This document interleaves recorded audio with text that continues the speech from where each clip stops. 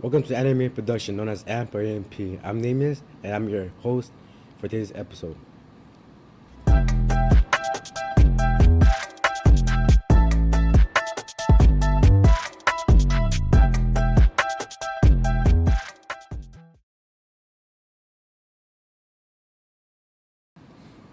Please stand for the Pledge of Allegiance.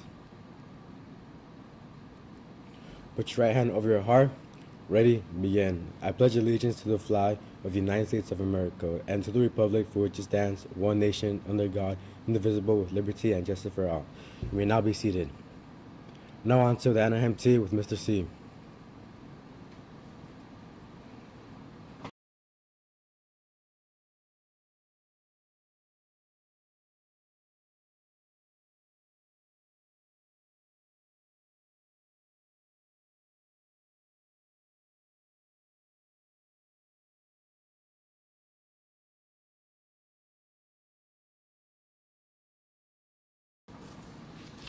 Good morning, Anaheim High School. This is your principal, Mr. Calleros, with the Anaheim Tea with Mr. C. But before I get into the meat, into what I want to talk to you about today, I want to give a few shout outs and have some very important announcements here. First and foremost, I wanted to congratulate all of our winter sports. That's right, folks, all of our winter sports for making it to CIF. In fact, so far, we're undefeated in the CIF playoffs. Last night, the boys basketball played a Division 5 first round game and beat Desert Hot Springs 68-61. Kudos to them. Our girls soccer team was in Division 6 first round and they beat Amino 2-1. Our boys soccer team, Division 3, went on to play San Marcos up north and won a tough game in overtime, 1-0. And last but not least, our girls water polo Division 6 played a second round game against Indio and won a close one, 12-11.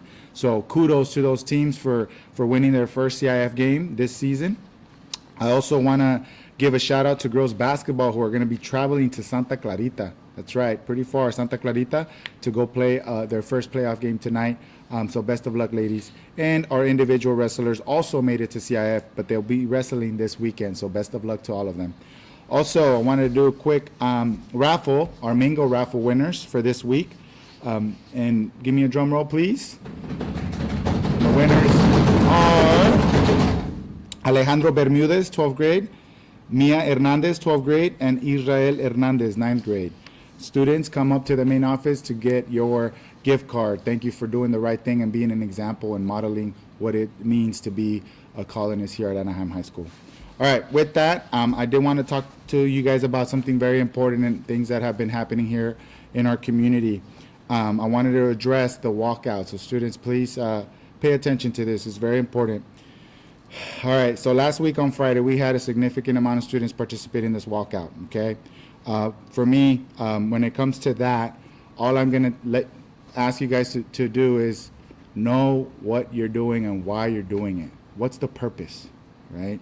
If the purpose is just to miss school, if the purpose is just to breed chaos, you're going to be hindering whatever impact you're trying to actually have, okay? So if you're going to do something like that, I suggest you actually have a purpose and you are informed as to why you're doing it, okay? For me, I've told you guys you're safer when you're at school, okay? In fact, when you're out there, anything goes, right? So when you're at school, you're safer here in your classrooms, you're safer here at Anaheim High School. Chaos breeds chaos. Extremes breed extremes.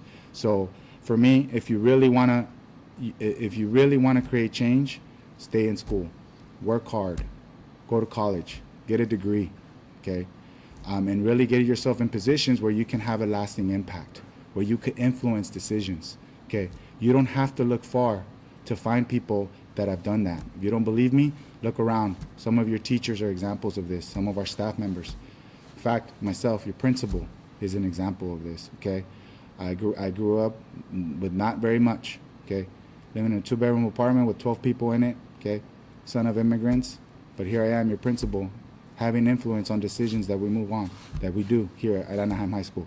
So that is my advice to you.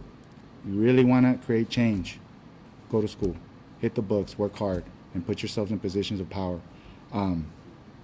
last week during LCAP, we had a guest speaker, Dr. Moreno, who's an ethnic studies professor at Cal State Long Beach, and he shared some pretty extreme stats about the amount of Latino adults with a degree, a college degree. And he shared, again, could be a little off, but the numbers are pretty close. 14% of Latino males have a college degree in this country. 17% of Latino females have a college degree in this country. We make up 54% of the population. So if you really want to create change, I suggest you start there. Okay, and that's really all I'm going to say about that. When you miss school, there's natural consequences to that. You have to make up work. You're further behind. And who are you really hurting? Okay, so that's all I'm really going to say about that. Again, you're safer at school. With that, you have another 3-day weekend coming up. I hope you take some time to relax, get some rest, and be ready to come back strong, okay? Thank you so much for listening. And remember, who's got it better than us? Nobody! Thank you.